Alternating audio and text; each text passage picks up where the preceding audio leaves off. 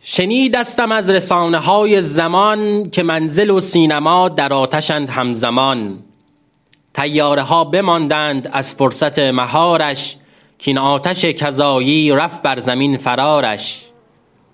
دولت کنار مردم، مردم کنار دولت، همدلی هم کلامی آداب نیک ملت.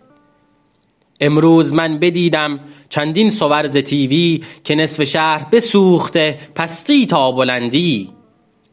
برخی رسانه ها نیز گویند شده جهنم، شما و یاران چه سود گیریم شده جهنم.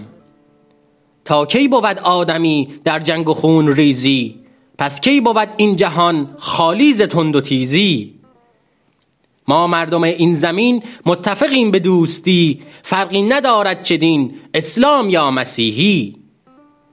آتش بس است رفیقا از غزه تا آمریکا، همه با هم بسوختند از بچه تا خانه ها. چرا نباید هوشیار گردیم از این فتنه ها؟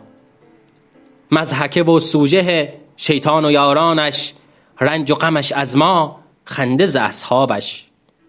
پایان کار ما چیست با این همه خصم و جور؟ عطار را نباشد خیال آرامشی با این همه ظلم و جور.